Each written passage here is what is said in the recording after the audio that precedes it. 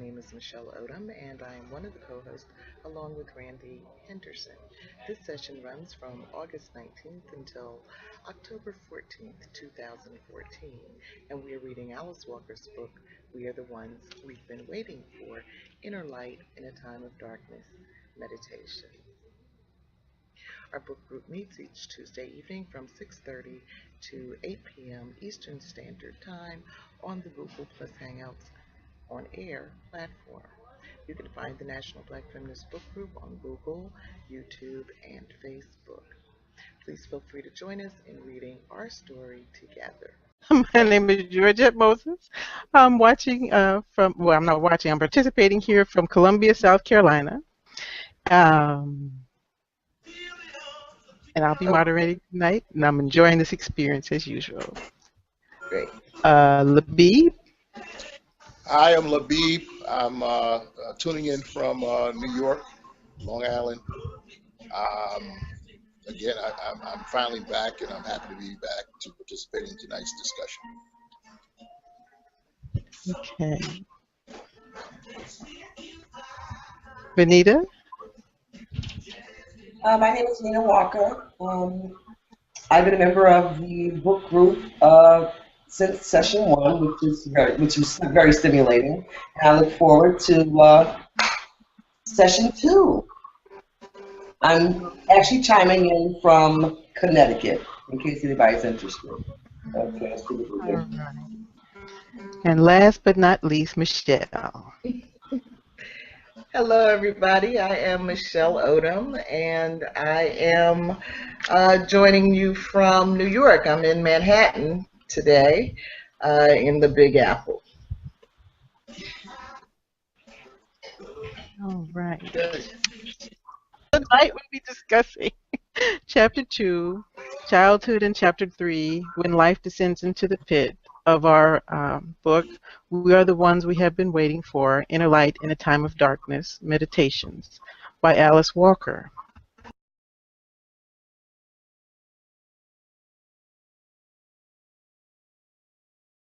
Ms. Walker suggests some ways to help make a space for one of those faces coming up through the grass.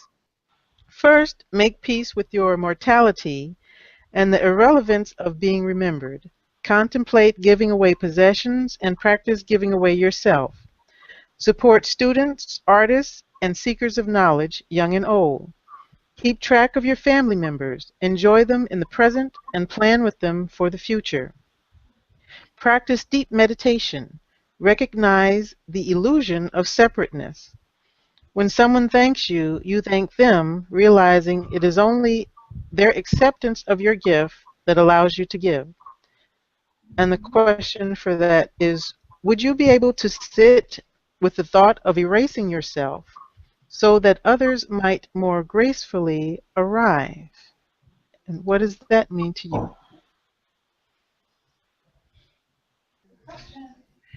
Yeah, that's kind of the one I touched on earlier when I talked about having lost a lot of stuff. But in terms of would I be comfortable sitting and erasing myself so that others can enter more gracefully, I think that that's what I do. I think that that is who I am. I think that that is what I meant by we have this space here in the book group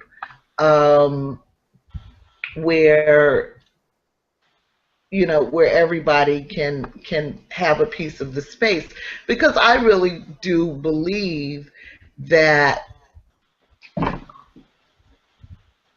life is a puzzle and that we all have a piece of it. And until we learn how to fit those pieces together, we're never going to have the kind of healthy, whole world that some of us imagine we can have. And so that really is, for me, I think who I have been throughout my career. And that's why I was saying it's been hard for me to find spaces where the leadership really understands that. Um, I'm an intelligent person, I'm a well educated person, but that certainly doesn't mean that I know everything. Um, and I have been turned off. My master's, I have a master's in public administration. And one of the things that attracted me to that discipline was that I think there's so many great ideas in the world about how to make life better, how to gain freedom, justice, and equality for Black people. Or there are all these wonderful, lofty ideas, but we always seem to fall down on the implementation side.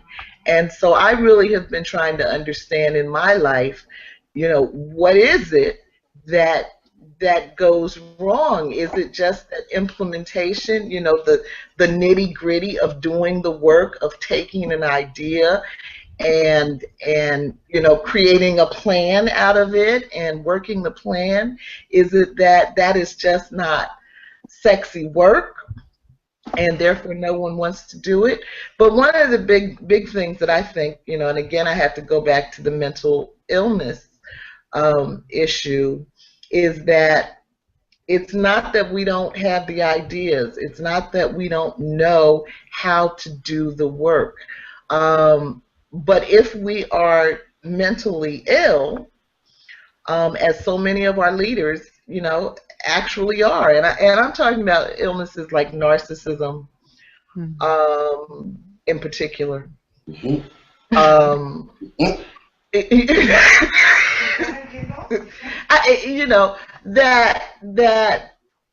that really stop us from being able to have healthy, functioning, productive teams. And so we're stuck because I studied public administration. I didn't study psychology. And what I would say about that is there ain't enough psychologists on the planet to actually address the breadth of this problem. But it's bad. It's really bad. That's me. Okay. Well, you're so right. You really articulated a problem I couldn't really put my finger on either. We've got the tools, got the know-how, start off great, and then what happens? Why can't we get past a certain point? Right. Oh, Michelle. Right, because it becomes all of this me stuff. I mean, you saw it in Mike Brown's funeral. You've got all of these. It was just a star-studded event. But where will those people be for that family tomorrow? Yes. Yeah. And so we're so busy beating our chests and trying to get the accolades that we didn't get in the dysfunctional families we were raised in. And and we're that's why I say we're needy. We're needy. It's so sad. It's just absolutely sad. I look at even just your own families and looking at the funeral of this child, and the same way folks are showing up from near and far. You don't even know these folks, and later on, no one's there, and that's because, Michelle, like you said, people are just needy for attention. Right. They get it any way they can, but unfortunately, they stop other people in the process. Right. Which brings us back to let yes mean yes and no mean no, because what it does is take away the actual message. Now, I don't know what the message is. I mean, you had Ayanna there. Right? Yeah, when they said 4,000 people, I was like, are there that many people in Ferguson? Right. No. That's a Everyone's lot of on their folks. own agenda. Look at me. My face is here, this and that. Nobody cares. The woman's child is dead. Last I checked. Yes. So yeah, it's just everything is just make believe. We live in a make believe world with make believe people that live in some kind of fantasy land, and they're all narcissistic, which is a huge personality disorder. I know because I'm a product of a child of one, and they're quite scary people. Very, very. They're not even like from this planet. They're like from somewhere else, and it really is pretty sad. But the narcissism is getting worse and worse by the day. Really, it's really getting bad. And I don't know if it's in the GMOs in our food, or whether it's the water, or the environment, or what it is, or Satan, but it's getting real bad. Yeah. Yeah. Yeah, and worse, and not even because, and I used to try to dismiss it as maybe because the population of people have grown weird. No, the narcissism has grown faster than the population of people, relatively speaking. So it's not even that. I don't know what it is, girl. I have no idea. I wish somebody tell me, Randie or G. I do too. I don't know. So, anyway,